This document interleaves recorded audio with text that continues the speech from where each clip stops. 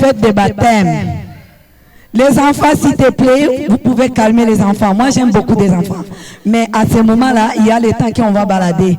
Il fallait écouter d'abord, il fallait rire. Moi, j'aime quelqu'un qui a des sourires. Hein. J'aime toujours là. Parce que quelqu'un qui fait même le travail de santé, il sourit beaucoup avec les personnes âgées. Mais quelqu'un qui fait le ménage aussi. Il ne faut pas tout le temps fermer ton visage là. Pourquoi tu fermes là? Hein? Nous sommes rien dans le monde ici. Nous sommes les passagers. Nous sommes là. Vous êtes là. Ba maman mupo. Awa muko munalala. Ba mama muko. Ba jeune fille muko. Est-ce que les enfants vous êtes là? Les enfants ils sont là? Munasikia batoto banabashinda pumuzi. Batoto banabashinda pumuzi. Baba bamuko. Unasikia vijana wenye nguvu. Wawili wanasambaza, yani munafagiria. Sasa kabla tujaanza sherehe yetu, tunataka kabidhi Mungu Hakuna kitu kinashinda Mungu chini ya jua. Upande, ushuke, uzunguruke, uende kuume, kushoto, Mungu ndio chef. Wamama mupo? Est-ce que les jeunes filles vous êtes là? Les enfants ils sont là? Oh mon Dieu, ça me fait plaisir aussi hein. Munasikia batoto gisi biko banalalamika. Tunataka anza kuomba. Na kabla wewe kama ni Muislamu au ingiagi kanisani, lakini ndakuomba tu tupatie ile minute ya kimya. Utusaidie sana, utupe minute ya kimya. Kila mtu anajua gisi Mungu amemtendea maajabu. Na kila mtu anajua Mungu ni nani juu ya maisha, ukubwa wa Mungu. Kumbe wa mama, wa baba, tunataka tukaribishe mama pasteur. Mama pasteur wetu atuombee Mungu kuanzana na événement yetu. Avant de commencer, on va appeler maman pasteur qui va commencer avec des prières ici. Soyez les bienvenus maman. Papa pasteur. Oui, j'ai oublié, Papa pasteur Adolphe qui va commencer avec les prières, non? Nous sommes là. Papa pasteur Adolphe, soyez les bienvenus papa. On te respecte, vous êtes la servante de Dieu, le ministre de Dieu. Soyez les bienvenus. Merci.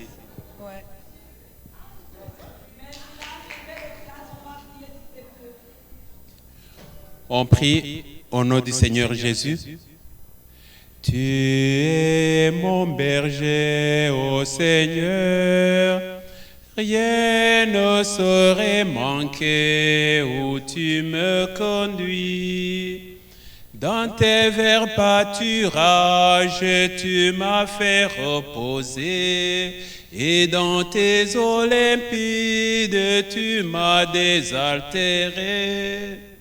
Tu es mon berger, ô Seigneur, rien ne saurait manquer où tu me conduis. Merci Seigneur pour ton amour qui nous guide. Merci de nous avoir réunis tous ici. Nous sommes moins nombreux que d'habitude, mais tu vois chacun dans son cœur. Béni sois-tu. Bénis cette place, bénis toutes les personnes qui se rassemblent ici. Bénis la nourriture que nous allons manger, les boissons que nous allons consommer et toutes les activités qui vont se dérouler ici. Envoie ton Esprit Saint sur chacun de nous, chacun et chacune. Que chacun et chacune retrouve en toi ton amour et que ta bénédiction descende sur tout le monde, en donnant aussi la paix et le pain à ceux qui n'en ont pas. Nous te le demandons par Jésus, le Christ, notre Seigneur. Amen. Au nom du Père, du Fils et du Saint-Esprit. Amen. Amen. J'espère que tout le monde a écouté la prière. On va démarrer notre événement. Parce que dans la vie, il faut aimer Dieu.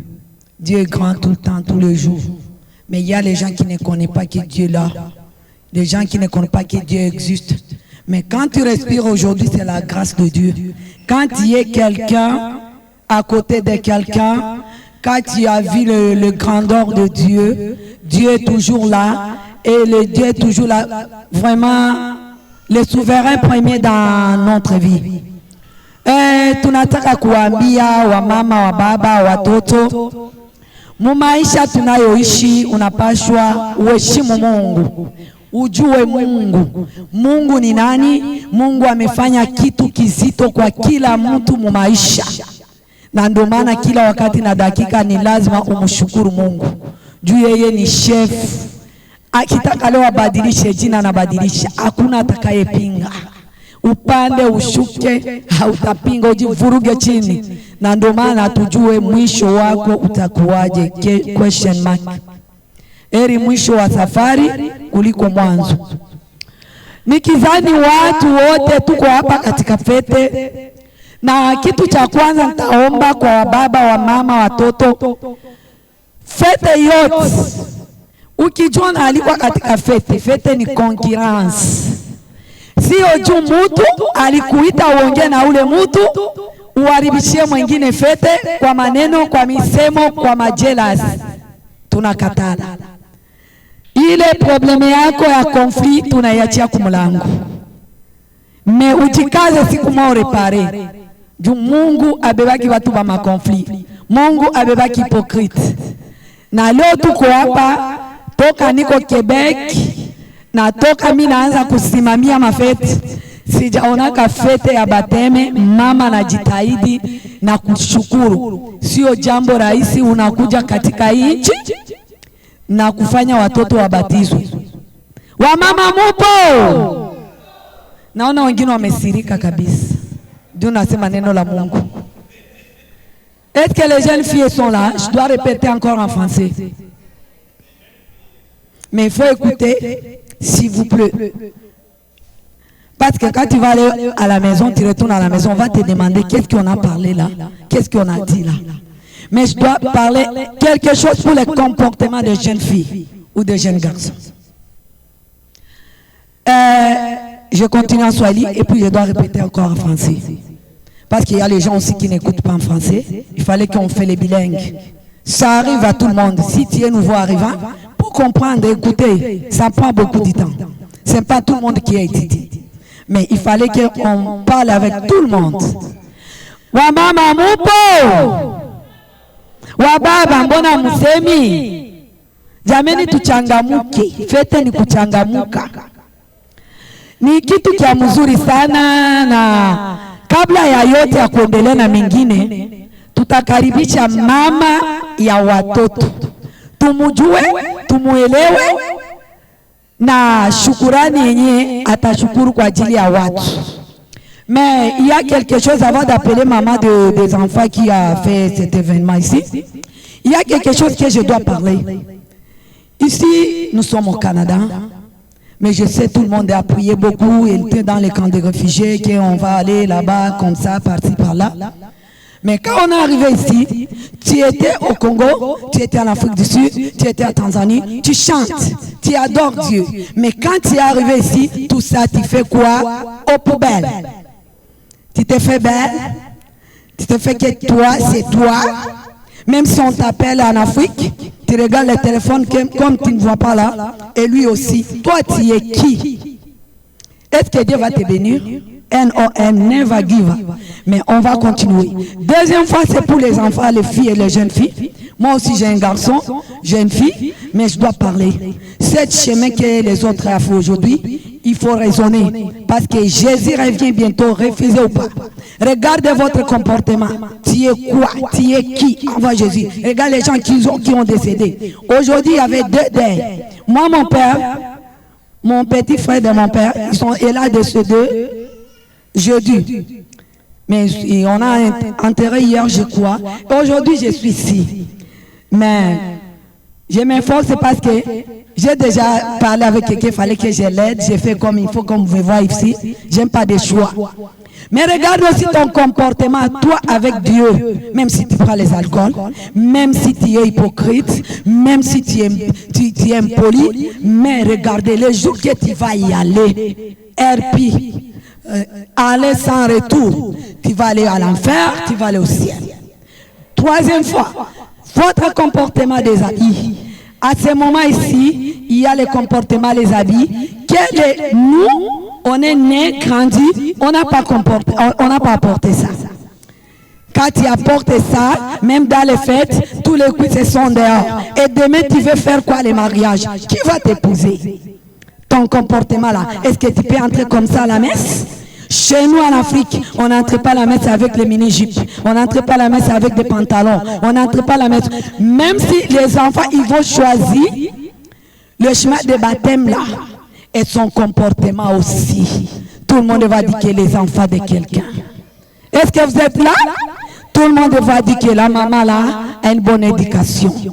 Il ne faut pas accepter parce que c'est la baptême. Et demain aussi, la fille commence des drogues, il commence les alcools. Tu vas mener quoi dans la vie des enfants? Il faut être toujours à côté de ton enfant. Tu es là, tu travailles de lundi au dimanche. Tu n'as pas même des conseils pour tes enfants. Tu donnes les conseils une fois par semaine. Parle avec ton enfant parce que tu ne sais pas les jours.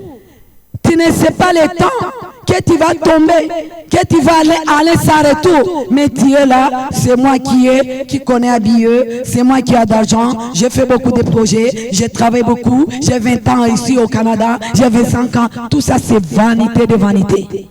Regarde ton comportement toi avec Jésus. Regarde tu es où. Regarde tu vas faire quoi avec d'autres familles. Toi tu aides quelqu'un, mais tu n'aides pas ta famille. Ça c'est quelle Bible? Hein? Même si on te parle quelque chose, toi tu es petit enfant, tu viens ici au Canada, ton grand frère sont en Afrique, et tu deviens un grand parce que toi tu es ici, tu vas commander tout le monde. Le respect c'est réciproque. Mais aujourd'hui c'est le 40e, je ne sais pas c'est le 40e aujourd'hui. Mais je vais vous goûter quelque chose.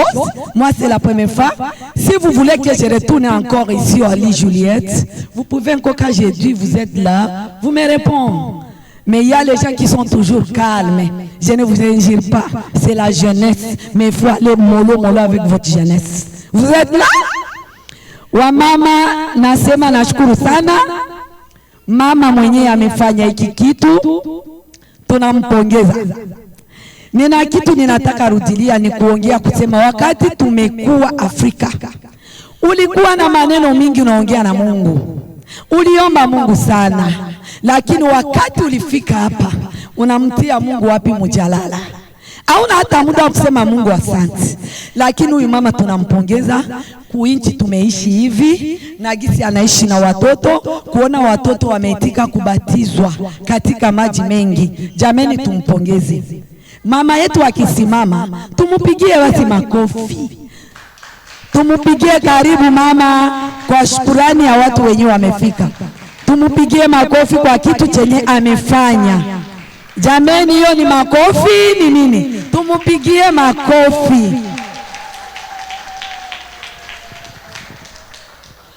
Jambo wa ndugu. Jambo tena. Kweli nashukuru Mungu kwa siku ya leo. Kwa maana ni mambo makubwa Mungu ananitendea. Kwa maana sikukuwa najua kama ndaweza kuona hata wandugu wao wenye wako hapa. Kwa maana hapa Juliette tuko na karibu misiba 3.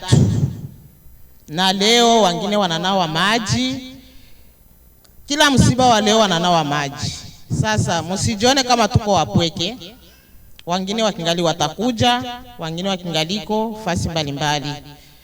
Kwa kweli mimi namshukuru Mungu kwa presence yenu, kwa kunifata kwa wingi na kwa kuniunga mkono pia. Nashukuru Mungu kwa hiyo. Naongeza kumshukuru Mungu kwa maana acha nijitape, nilizaa watoto wazuri. Na watoto wazuri ni wazuri kwangu na ni wazuri kwa dunia yote hapa. Na watoto ni wazuri na mbele ya Mungu. Ni watoto nilikuja nao hapa ni wadogo, ila wananisikia sana na kwa kumfuata Mungu wetu mwenye alitufikisha hapa na mwanatulinda na mwanatuweka paka saizi tuko hapa. Sio kwa uwezo wangu mimi hapana, ni kwa uwezo wa Mungu. Pamoja na wajirani na mandugu na familia wanaendelea kunisapoti kwa kuombea watoto wetu. Kwa kweli mimi naendelea kumshukuru Mungu. Na wamepata wazazi wa Kristo, wamepata wazazi kabisa wenye wanawashikilia na mikono miwili. Kwa kweli nashukuru hii familia inaendelea kunisapoti juu ya watoto. Mungu awabariki. Na mubarikiwe tena. Mbapigie makofi, ni familia ya Papa Adolphe. Papa Adolphe, mumpigie makofi jamani. Kwa kweli nashukuru Mungu kwa mwe bote kuwa hapa. Asante kwenu wote. Jamani tumpigie makofi mama. Inapendeza haipendezi? Inapendeza haipendezi?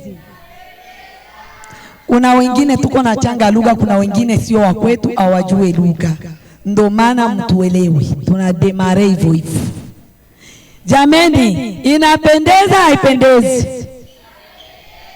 Leo ni kukula na kukunywa mpaka kesho. Na weye mwenyewe yabatiziwa na mimi nangoa tena kesho, na wewe nikishimamia vyako. Dawa ni hii, ni deni. Kesho na wewe mwenyewe yabatiziwa maji mengi. Tukuye na tusimamie vyako. Waone kama viko bien. Mamake ya mtu anajitapa juu ya watoto yake. Eske na wewe unajitapa? Babako ashajitapa mamako juu ya watoto. Banakutapia bwempoli, banakutapia kile kia pombe, kile kia roho mbaya. Mwa mzazi wako anakutapia nini? Kuwa fier na bazazi yako. Banakutapia nini? Banakutapa roho mbaya tu, banakutapa. Inapendeza haipendezi? Barabara mubaya haikosi nini? Haikosi lukumba. Barabara mbaya haikosi nini? Lukumba. Na wapenda sana. Kabla atuendelea, nikizali mama harusi wetu juu anashinda ya dunia, ndarudilia tena mkifaransa. Mama harusi wetu banataka ingia. Na kabla waingia utasimama tu. Hakuna wivu. Tutasimama, tuko obligé, ndio benye tulifata. Hamkunifuata mie, hamkufuata mama yake. Tutasimama tuwashangilie, mambo sawa sawa, Yesu akiwa enzini. Bwana, tutasimama tu. Kama kuko watu wa kubasinyale, baende kwa basinyale kama siarudilia mu Kifaransa. J'espère que moi je peux dire que le nouveau marié il va entrer. Avant d'entrer, tout le monde va être debout. On va acclamer comme il faut. Refuser ou pas, on va acclamer. Parce que nous sommes ici à cause de 3 jeunes filles là. Vraiment, tout à simama. Si tu kama batu yetu baisha kuwa karibu juu ya kuingia, tuambie DJ atutilie muziki.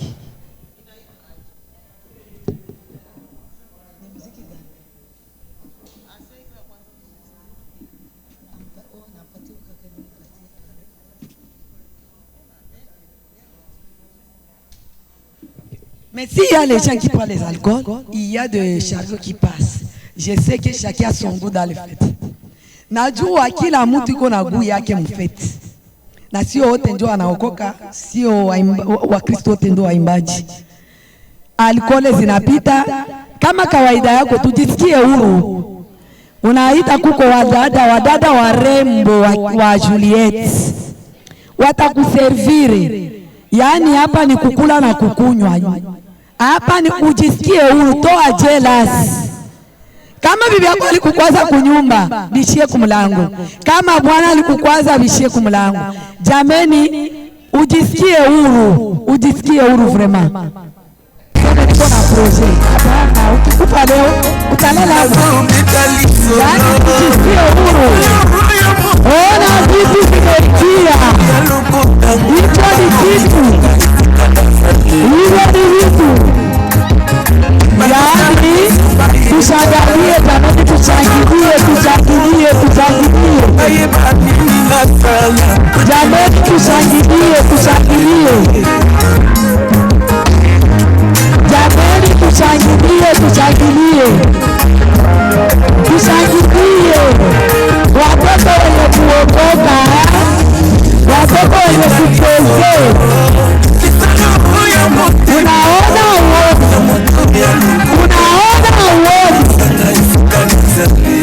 Jamani, unaona uovu. Unafungwa macho, umefungua nusu mariage. Note vite. Jamani, unaona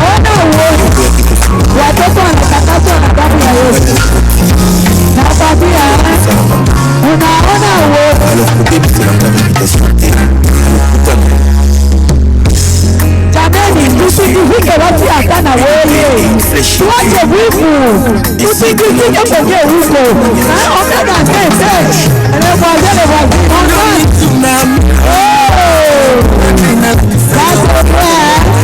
C'est moi,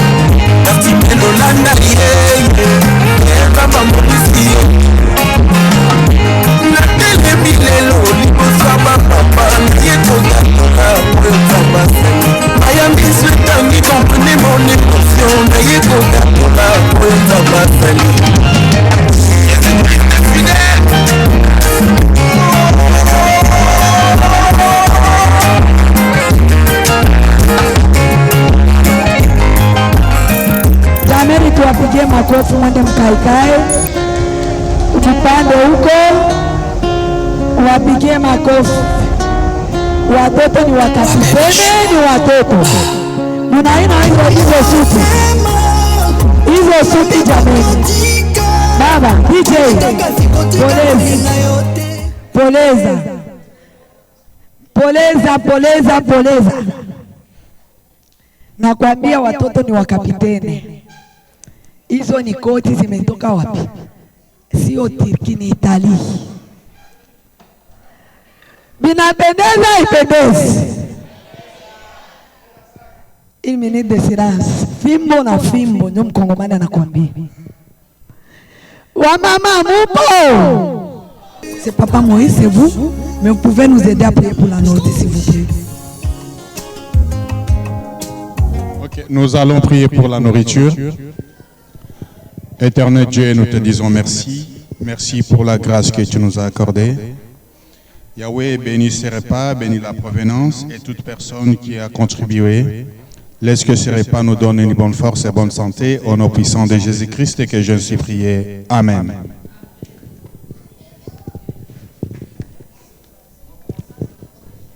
Mais soyez les bienvenus.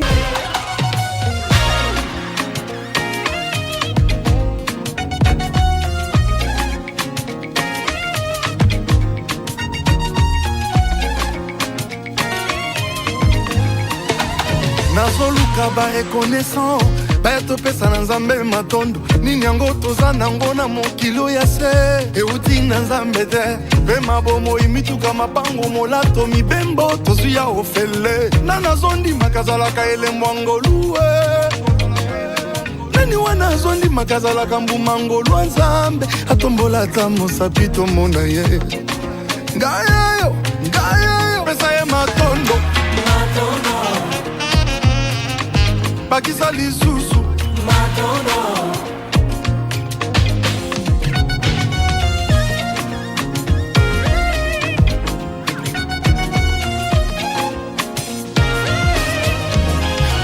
libalo baningi balukana basacrifice luzizila mangengenge tendance ozwi yango na pete omituna kata te ofuta lomea na nani eza mpona kitoko eske eza mpe mpona bambongwe asali yo bolamu ebele eske opesi ata merci ya pambe asali yo bolamu ebele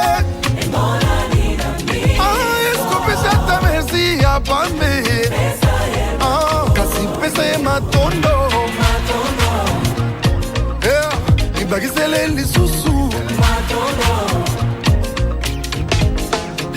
mosusu ye wana na bapoudre na mutu na tuni bayebisi ngai ya longe na minervale ya mpasi si la busi ya pasi bakisela ye ligne 11 epai ye wana alonge mokonzi opesi ye diplome monetike alonge bamingi bakatani ye alonge nangolu abesi yo matondo ngabakiseli yo lisusu musique célébrez mais c'est très simple que ça dis tout simplement merci matondo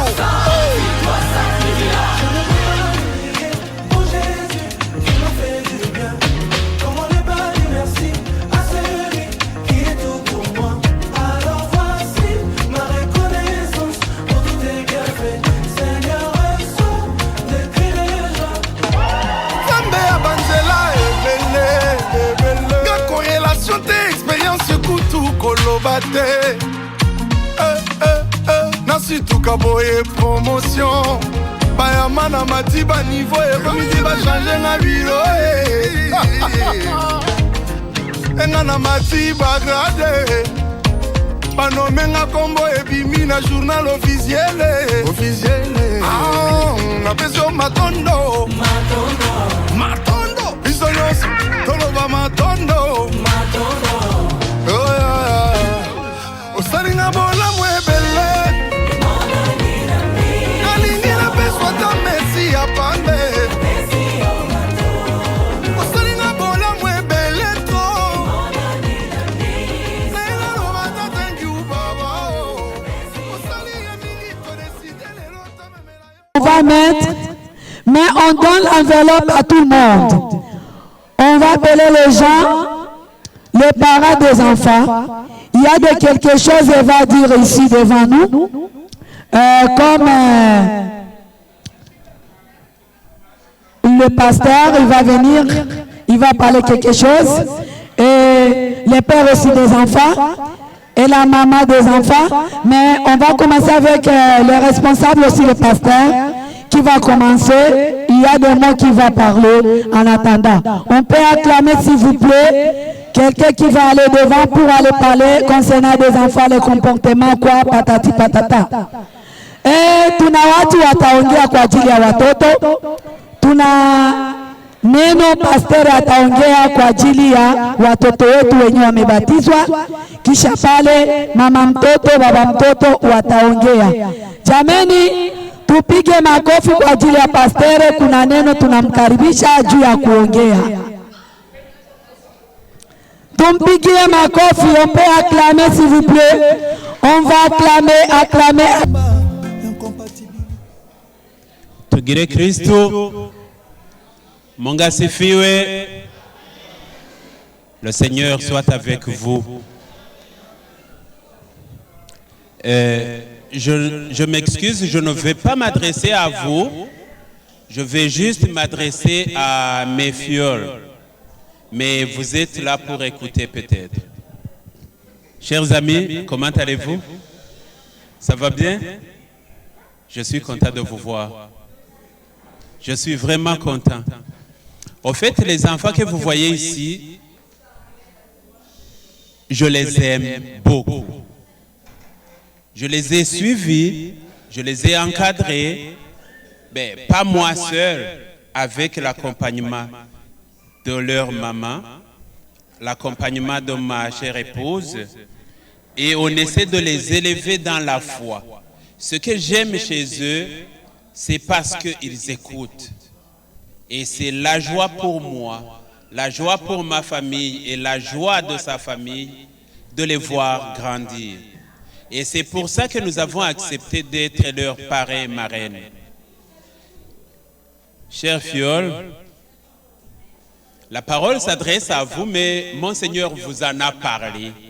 Je veux peut-être la répéter, c'est parce que la foi grandit, elle commence petit à petit. On s'aime petit à petit. Et ça, personne ne pourra vous l'enlever.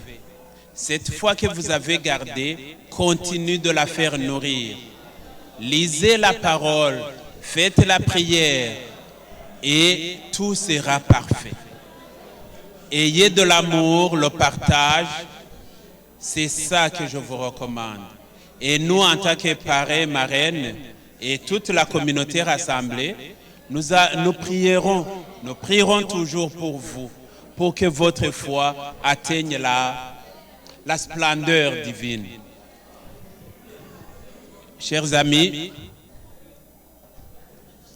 les enfants qui sont ici présents sont pour nous, pour toute la communauté.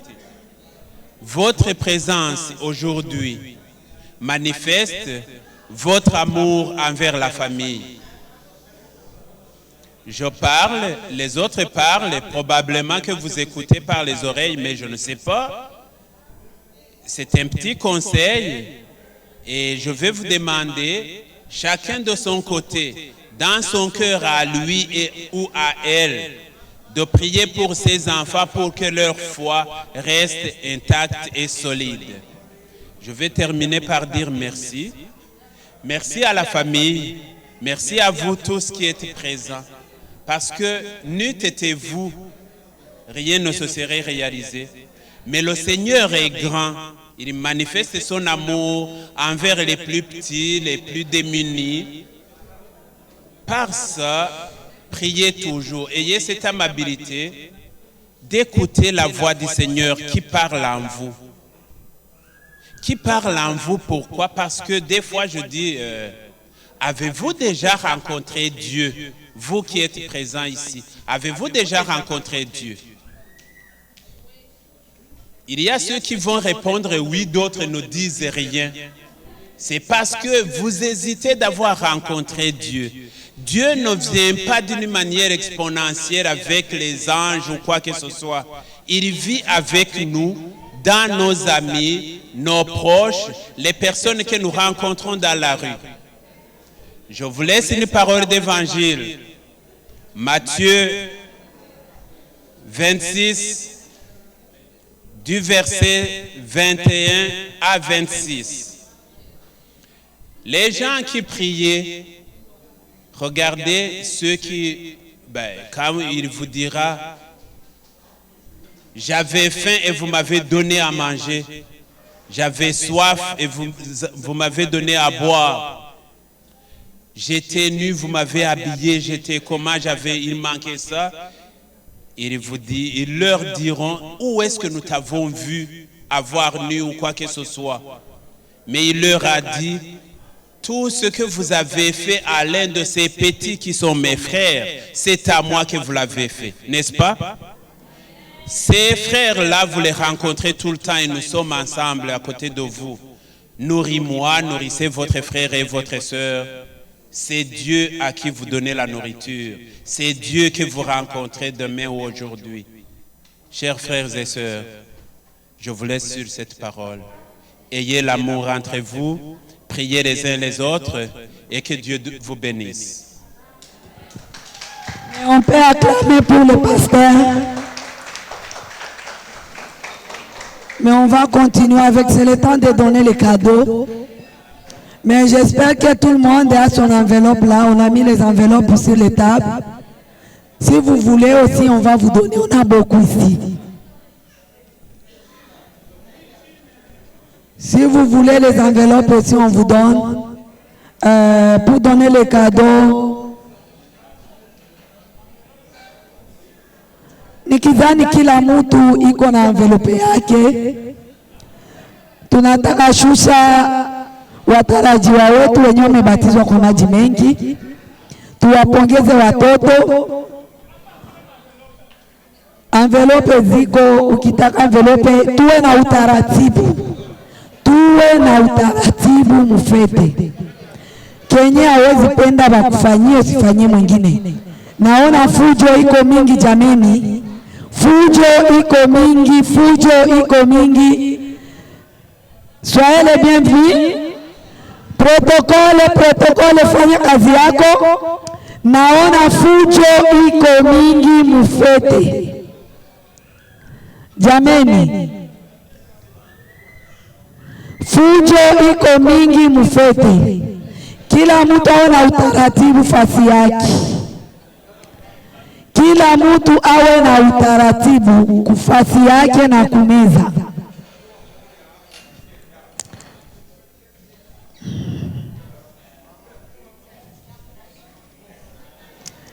Je vois qu'il y a les gens qui sont en train d'arriver, mais il y a de la nourriture là, quelqu'un qui veut manger.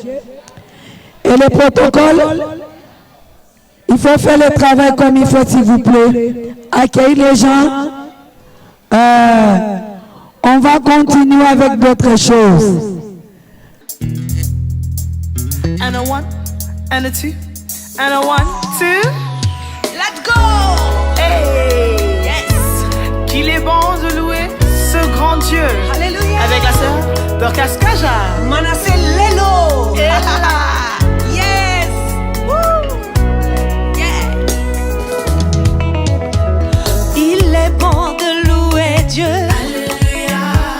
Il est bon de louer Dieu. Alléluia. Il est bon de louer Dieu.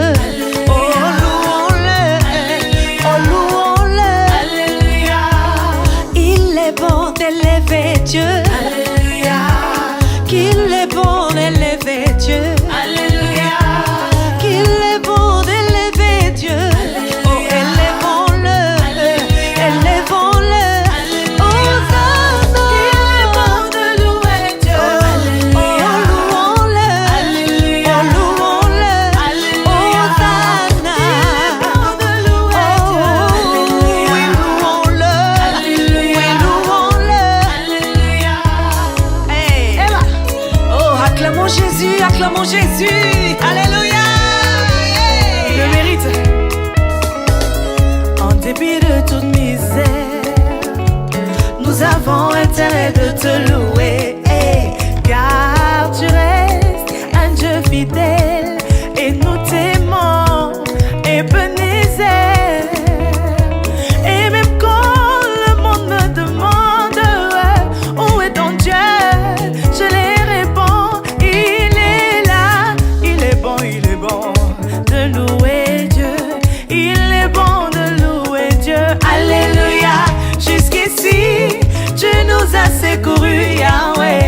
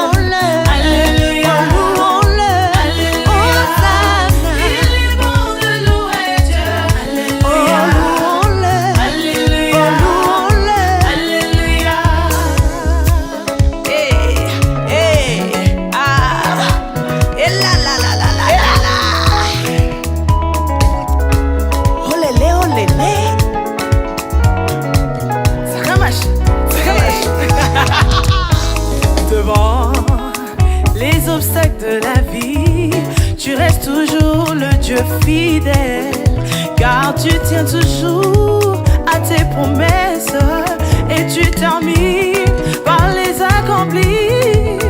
Mais quand le monde insiste encore en disant où est ton Dieu, je les réponds, il est là, il est bon de louer Dieu. Il est bon de louer Dieu, alléluia.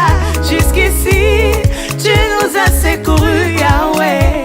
Nous chantons avec joie, alléluia. Jusqu'ici, tu as pourvu pour nous, Yahweh. Nous chantons avec joie, alléluia.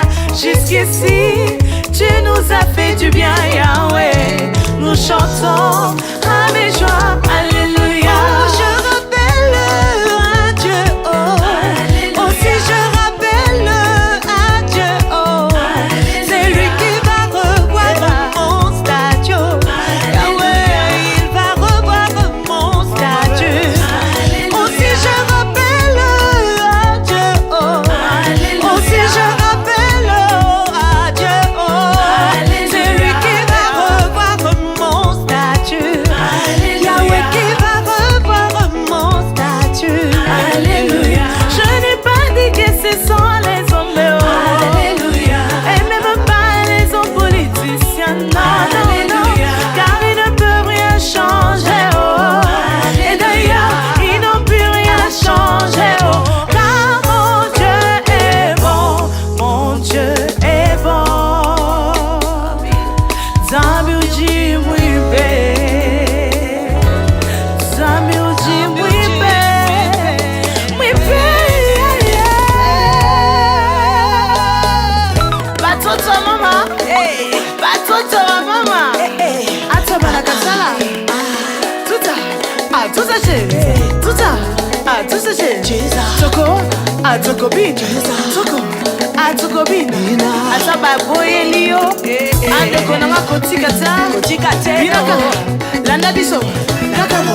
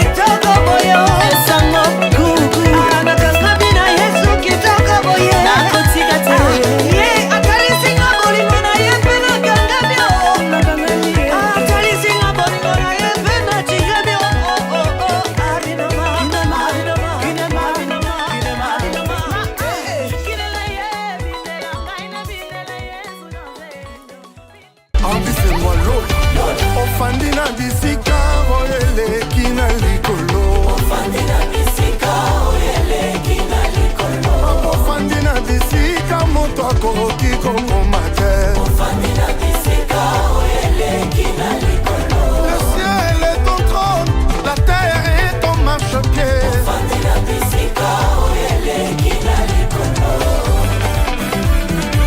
Kolo Yesu azali Nzambe. Yesu mema biso tofanda na yo, tosepela na yo. Kolo Yesu mema biso tofanda na yo, tochamuka na yo. Libela seko na seko.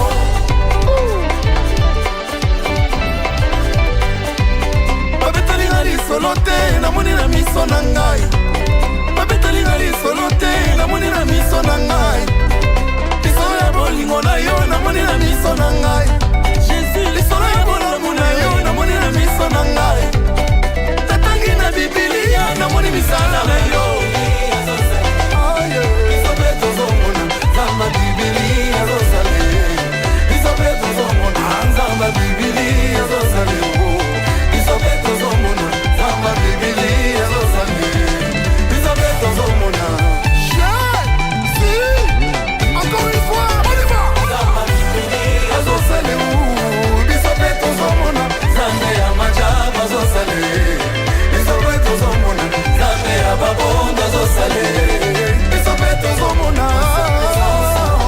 Kimia oyo mokili ekokopesa te o ezalelaki ngai makasi ekomelinga pete mabanga basimelaki ngai etongeli ngai ndako. Nzamba Bibilia azozale, Bisobe tozomona, Nzamba Bibilia azozale, Bisobe tozomona, Nzamba balamba azozale, Bisobe tozomona. Ça sent l'atmosphère du ciel. Allez, on y va.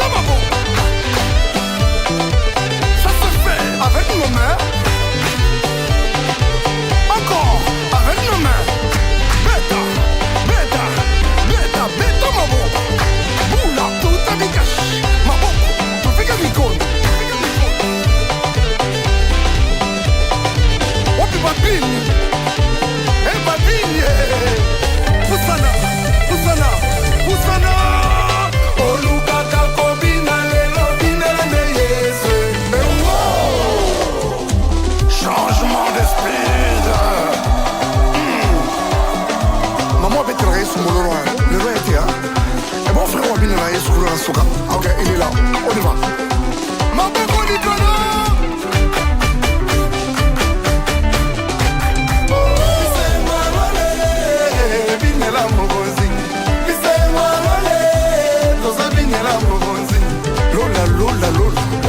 Lola mboga bisema rokende na lo elongo mpona mangelo ebisengo lole tozobinela mokonzi o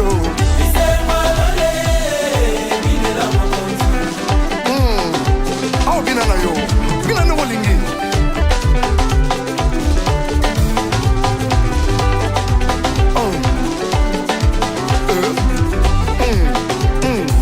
maboko likolo tout le monde le met en l'air beta maboko ballon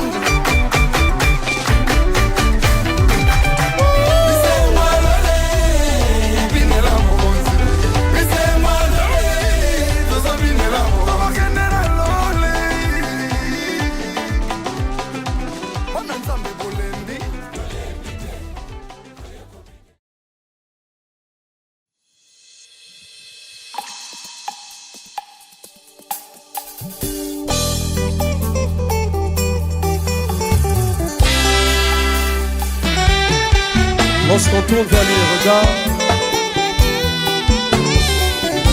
on est rayonnant de joie. Et le visage ne se couvre point de honte. Ça c'est mon histoire.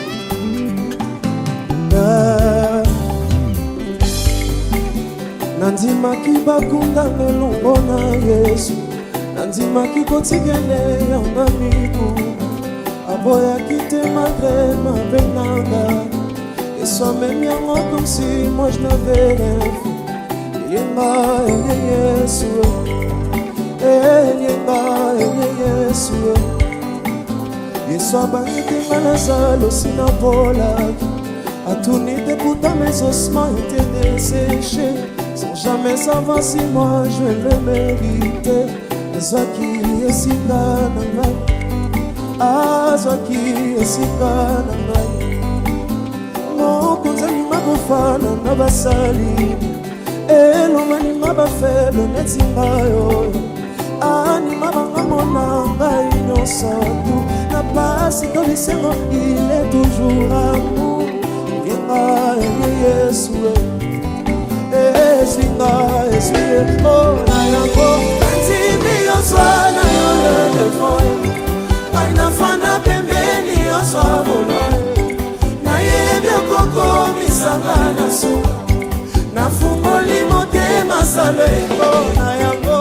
Nandimi yoswana yolele foye, nasikeli ovola ya yango. Tambusanga bisiko yebi okokomisa na suka, okomemanga kino bisiko kana sale.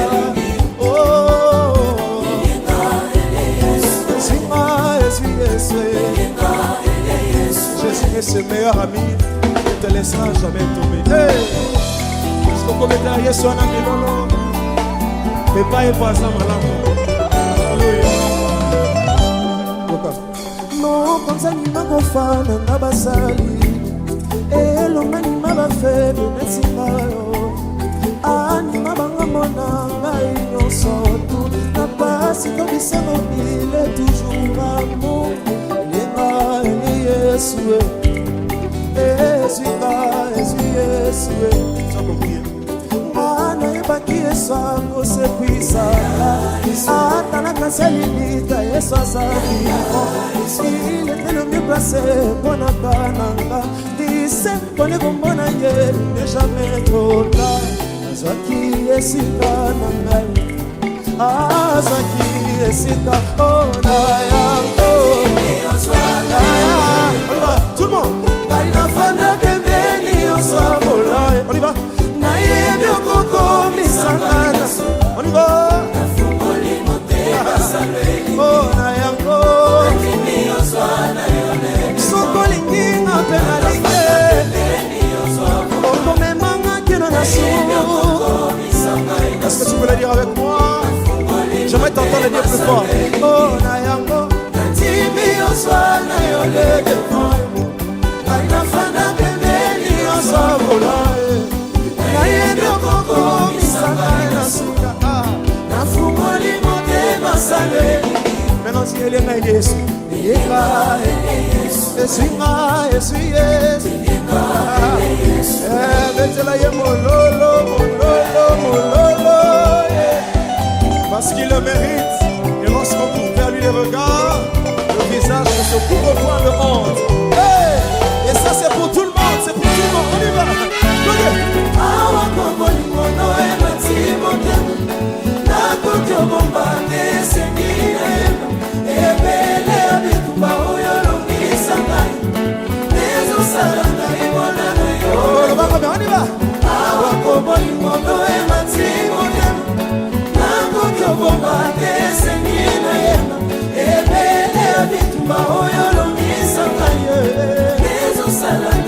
peux le dire, regarde-moi bien. On y va.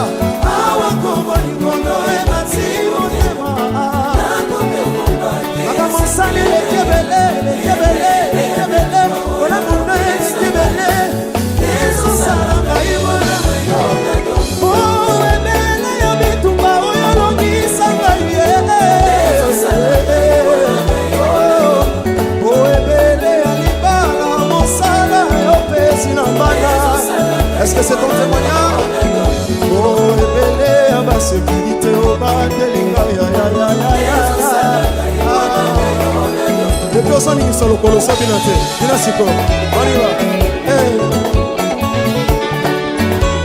Si quand ça va bien, ça y est, en 2023, au nom de Jésus. C'est parce qu'il nous fait du bien que tu sois marié. Est-ce que tu peux le dire? Awa kobo ikono emasi motema.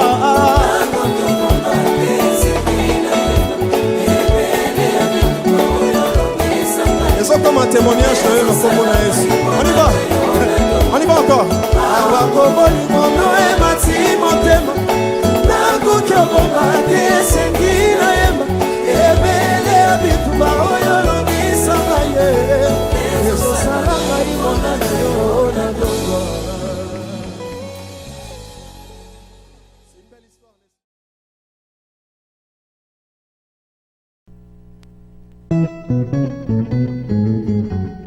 Écoutez là.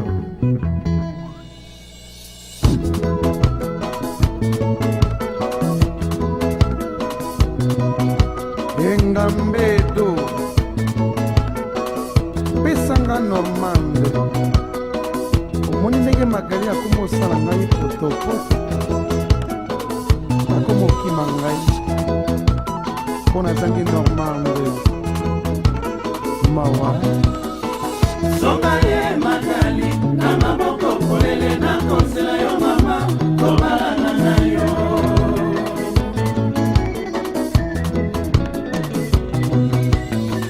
zonga ye mon amour oh zonga ye magali na maboko polele na konsela yo mama kobalana na yo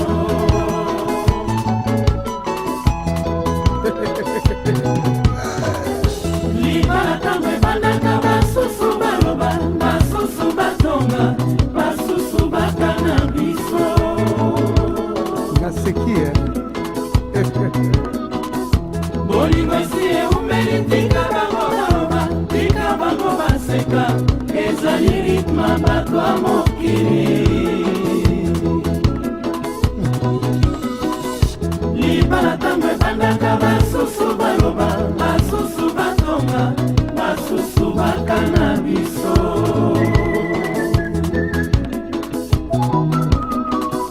bolingo esi eumeli tika bango baloba tika bango baseka ezali ritme bato ya mokili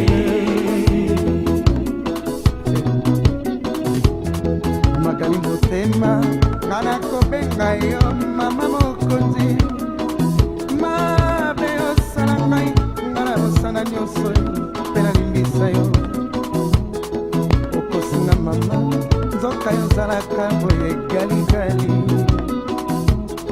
serma tosalaki tokobalana na yo magali motema tuna jane komo mama na yo ya motema galigali nalula yo lokola nalula talatala na tongo tango na bimaka libala tango ebandaka basusu baloba basusu batonga basusu bakana biso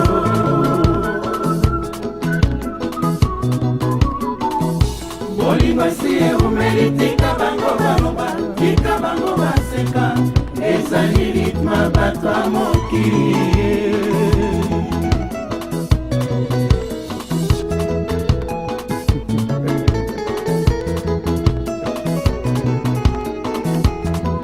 elombanwako makia di franco makambo ezali minene eloba lutumba nsima romasia kolela ngai lekiki nsima wa soki naleli mwasi na ngai timi bokoseke ngai mpo nini soki naluli mwasi na ngai mokelenge bokoyi na ngai mpo nini nawo magali motema nga nakobenga yo mama mokonzi magali na maboko polele nakosela yo mama tobalana na yo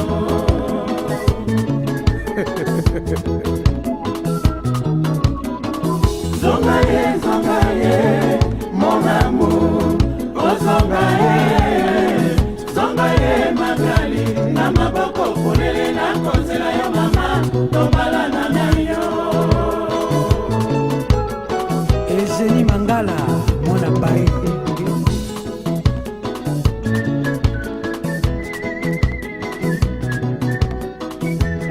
mabe osala ngai ngana bosala nyonso mpe nalimbisa yo magali motema lokuta na kati ya bolingo ezali Excellence Jean Pingo au Gabon. motema mabe na yo eleki ye papa obosana bolamu nyonso nasalela yo Koko ni boma motema sanduku ebomba nde makambo ebele mwana yo konga na yo kotongo na kofinga kanga eleki okende kobomaboma ngepa ya bato okoluka liwananga mpo na nini tobotama moto na moto netwale na ye boni bokomi koluka koteka moto na ngai boni bokomi koluka kosakana na kombo na ngai Christian Bankou ika Fidel Mpongo asala na ye banzambe nyonso bosisa kosambela bible na maboko mpe lokuta na monoko botika te mwana yo bizeti na ye eleki fongola motema ye bakwiti na yo eleki Ministre Ngari kosambela na yo papa okosakane bato songisongi na yo mabe ekomi nde kindoki ye Kimobanga na yo mabe o balobelaka ngai na jaki tembe Ambakazati oh Fidel Mpongo kola mabanga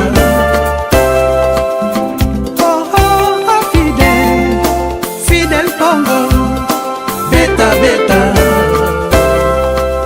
Vanessa Ndebo JP Onienze Mwika Son motema makasi na yo eleki ye papa obosana bapasi tomona na yo motema sanduku ebomba nde makambo ebele mwana yo konga na yo kotongo na kofinga kanga eleki okende kotongotongo nga epai ya bafami na yo okende kobomaboma ngepa ya fami na yo tobotama moto na moto na chance na ye mbaki ye Malauka na moto netwale na ye boni bolingi kosakana na kombo na nga remi ye bakomi koluka kosakana na kombo na ngai bandako nyonso bosilisa kokotakota bible na maboko mpe lokuta na monoko botika te mwana yo omoto na yo wakie mwana yo milangwa na yo eleki ye kosambela na yo papa okosakane bato songisongi na yo mabe ekomi nde kindoki ye Général Patience Kimobanga na yo mabe o balobelaka nga na jaka tembe Ambakazati Yohan 144 Fidel Mpongo kolwa mabanga beta jalousie na yo eleki papa ye yango wana bakangi yo ndoki ye Mwika Son jalousie na yo eleki makasi ye mosala zuwa se kotongo bato ye motema na yo mabe eleka ye yango okomi kiwele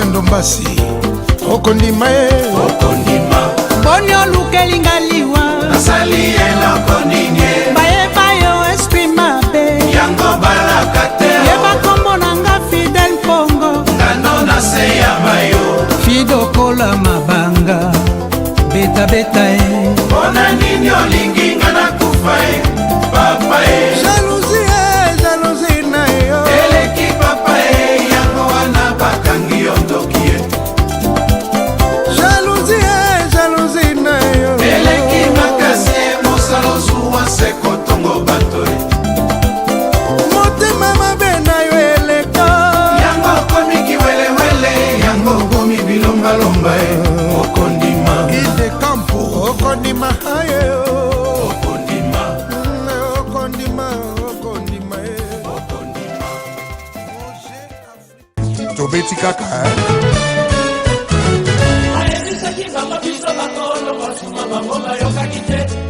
Richard Kabala Acide Lengelo Le club na na na na na na na mame nana koti ya tembe somo e baebisaki bango biso bakolo basuma bango bayokaki te mystique baleli benda bango Michel Boukassa bango bayokaki te alekanga bango yokango suma yokango sumai yokango suma ebolo baebisaki bango biso bakolo basuma bango bayokaki te Bienvenue Kindongo baleli benda bango bango bayokaki te alekanga bango nazaiko ye viva oya kotele mabina te nani e baebisaki bango biso bakolo basuma bango bayokaki te Yuda Matingu baleli benda bango bango bayokaki te alekanga bango Chotsori Mamana Sacha Son Excellence Antoine Gonda Jean-Michel Gonda Kousma Sana Maraketo Salmongo Sale Sana Maraketo Salmongo Sale Mama yo yo yo Mama Salmongo Sale Mama yo yo yo Mama Salmongo Sale Mama yo Sale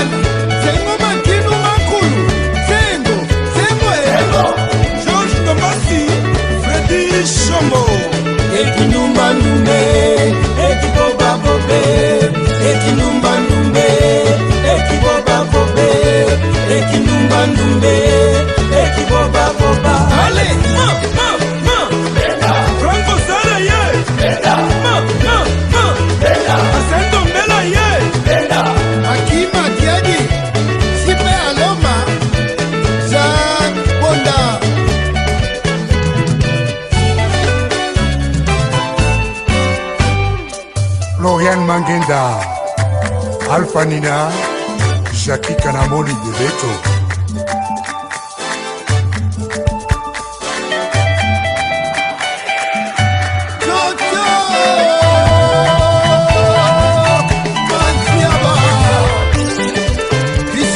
Kweno, Josar Mwanza. Bangi tuzola sananga, beto na beto mosaiko yoyo, lusolo yoyo. Nokosha. President Bolise tuzola sananga, beto na beto mosaiko yoyo, lusolo yoyo.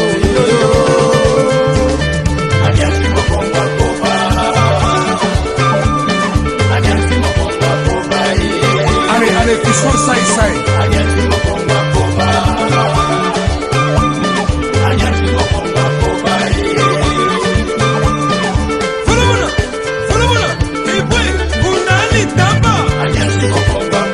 Jean-René Golo, Mamalandu.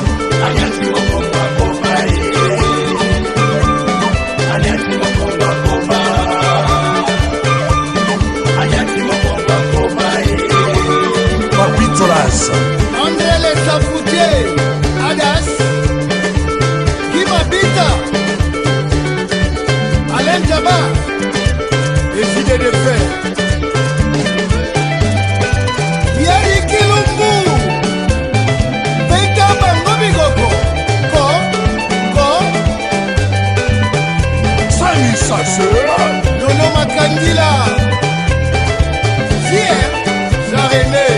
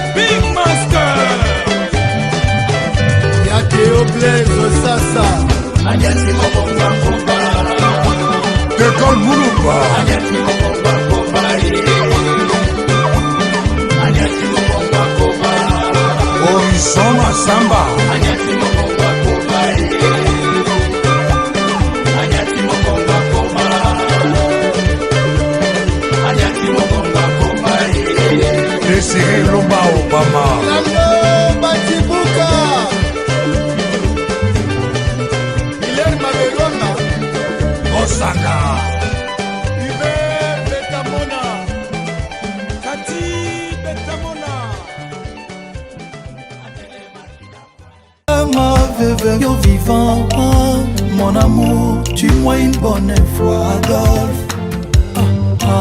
Papa Nalébi, réponds-moi, pardon chérie. Cimetière réservé, Liboulou, Basombi, Kavo. Famille Balembi, Kokonsolenga, pour naza mourante. Déjà. Papa Nalébi, réponds-moi, Moteba. Cimetière réservé, Liboulou, Basombi, Kavo. Famille Balembi, Kokonsolenga, pour naza mourante. Déjà. Les heures du saveur, Adolphe Moteba, Chilamwena, Karaboye.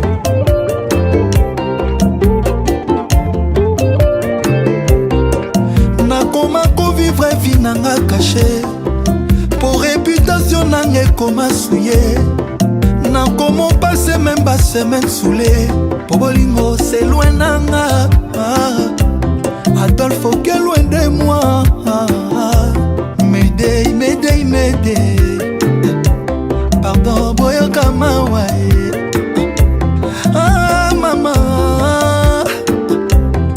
vie toujours compliquée. Depuis Motema Kena, Adolphe, mi amore chila muina. Depuis Okena naza moto te, molimo nanga tika nzoto nanga na défaut. Mon amour salozonga, partout na kema notuna ngaye.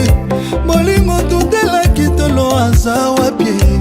Mais tellement triste, inconsolable. Pour l'immensité okozala yanga. Kotoke bakolinga yo jamais. Netiawa belela na beleli. Appel de détresse ezolela na beleli. Nazolela Adolphe Muteba chila mwina. Awa naza motema pasi ngamawa.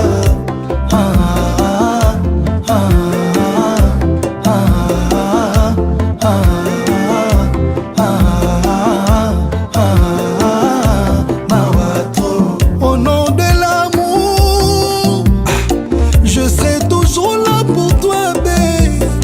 Mon amour pour toi est impérissable. Tu la mouina nanga Adolphe.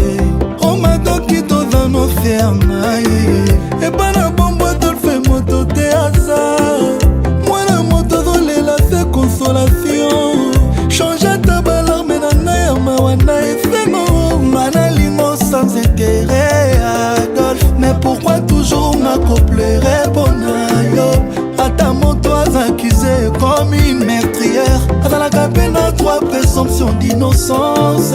Mana lela Adolphe matin midi soir. Naina comme abonné na fibroscopie. Mayday, mayday, mayday. Pardon, boyo kamawa. Ah maman, ma vie toujours compliquée. Depuis Motema Kena, papa, mi amore chila muina. Belela na beleli, zolela na beleli. Adolphe Muteba chila muina. Napasi na mawa.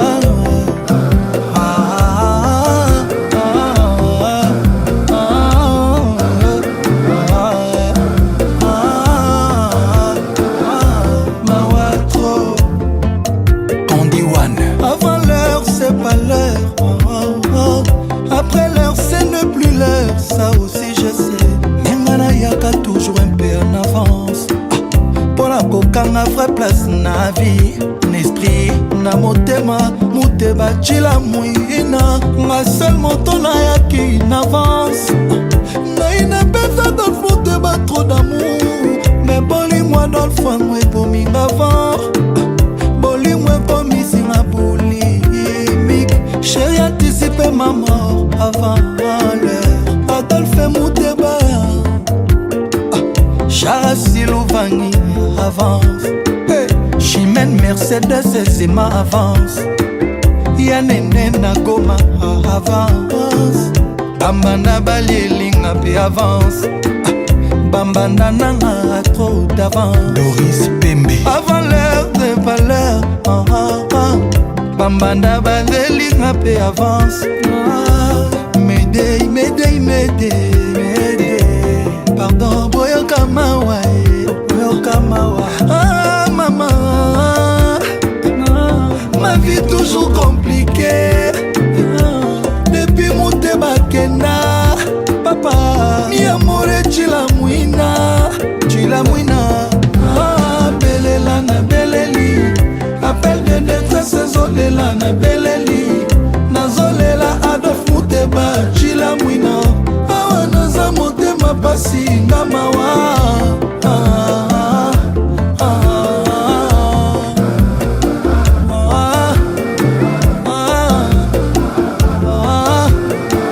Adolphe,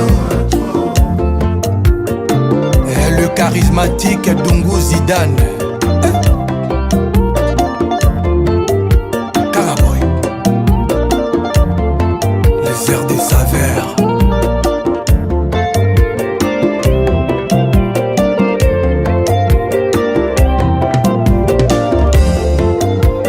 Toi mon amour Adolphe, osa bolimo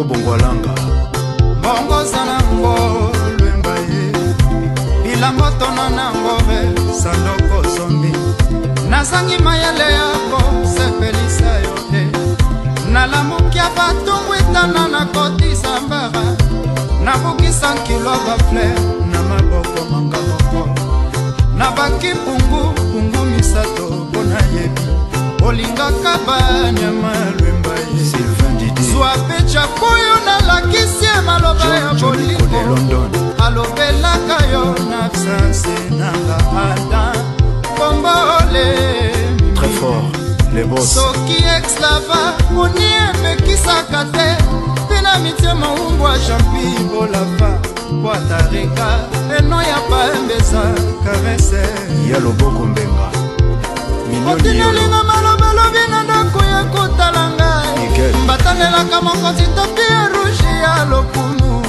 Natandeli yo simisi pe pantalo nanga lwemba Utana bala Tina ndako nangai Puta molela edoe Maître Israël Matoné Yoga leki nyenga zo pasura Yoza vraiment Na linia ya ba Bibo Choyo vivant Jipe mindia Julie Bolia Atobombi elongi Lokolo noa pamba eza na vale Ya parke ya virunga Mbongola binangana sekonde moko Tanda maboko Gigi makumbi